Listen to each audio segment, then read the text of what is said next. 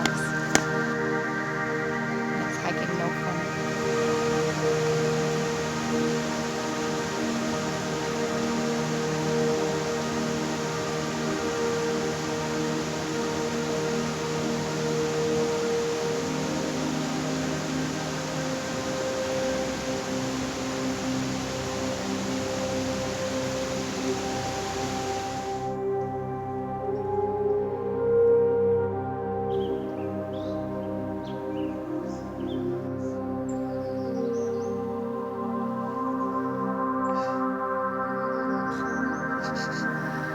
Oh, Jesus. I broke it.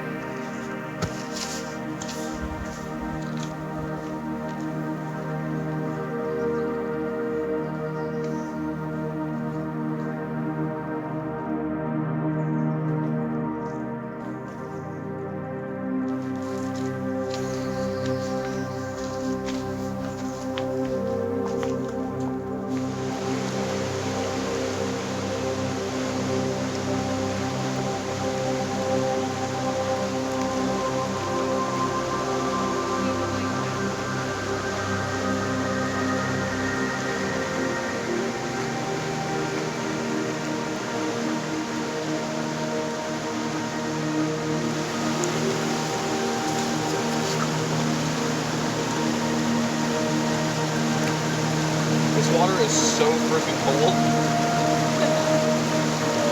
Fresh snow melt.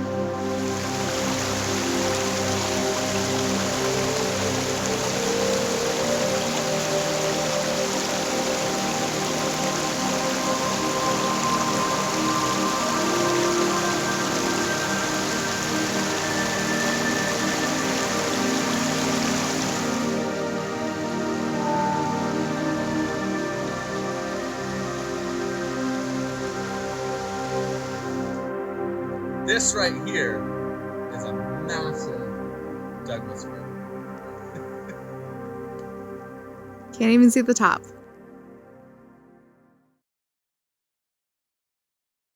Thanks for watching the video. I hope you enjoyed the sights and sounds of the Baker River Trail in northern Washington. I did trick you a little bit in the beginning of the video. The shot with the beautiful mountain range and the road is actually Washington Pass along Highway 20, which is a couple-hour drive from the Baker River Trail. You have to go through North Cascades National Park, but it is a spectacular drive, so highly recommended. Let's talk a little bit about this hike.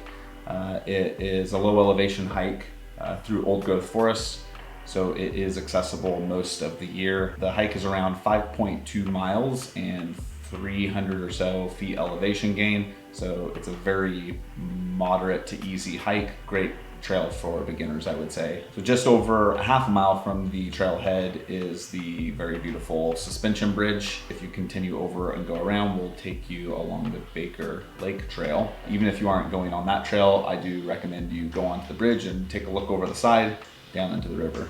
It's very clear, beautiful water. Approximately a mile and a half from the trailhead, you'll cross over into North Cascades National Park.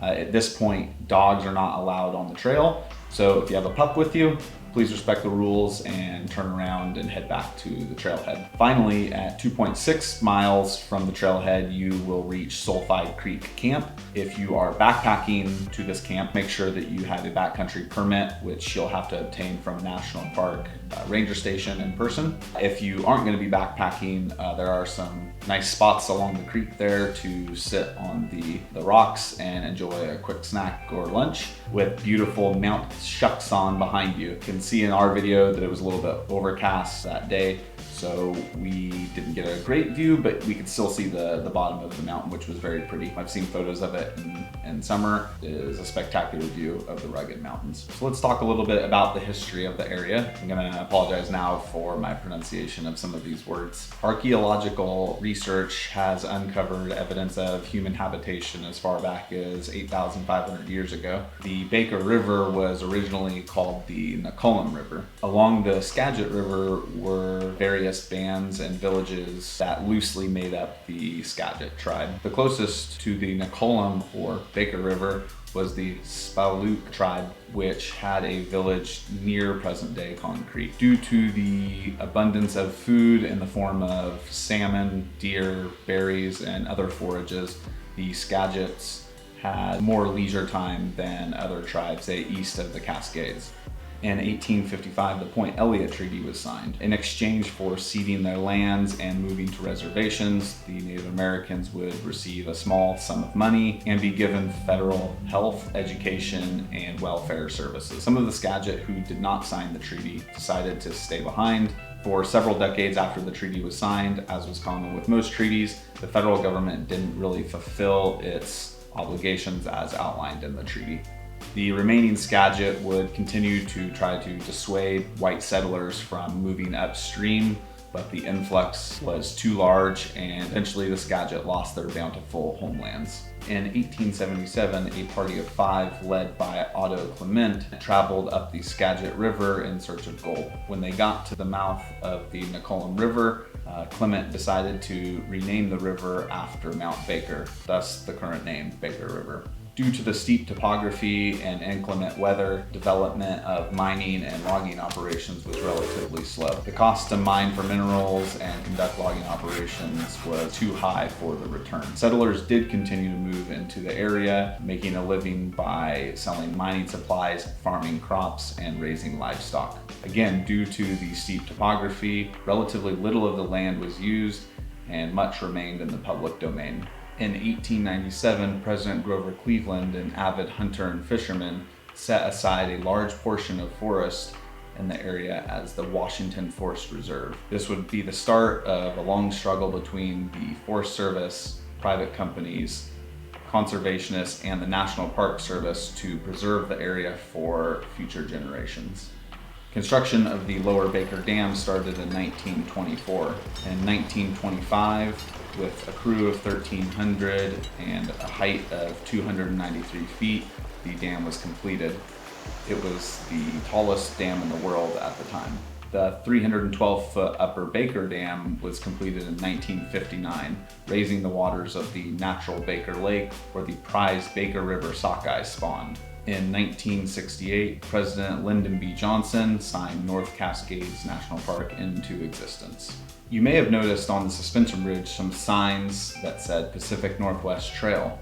The trail is a 1,200-mile continuous path from the Continental Divide to the Pacific Ocean, and in 2009 it was designated a National Scenic Trail. The idea for the trail came about in the 1970s, and by 1977, the first through hike had been completed. Over the years, the route has changed due to trail closings, bridge washouts, and fires, and so the length can vary from year to year. As you hike from the trailhead to the suspension bridge, you're actually hiking a very short section of this trail. The trail crosses over the suspension bridge and continues along the eastern shore of Baker Lake and making its way to the Pacific Ocean.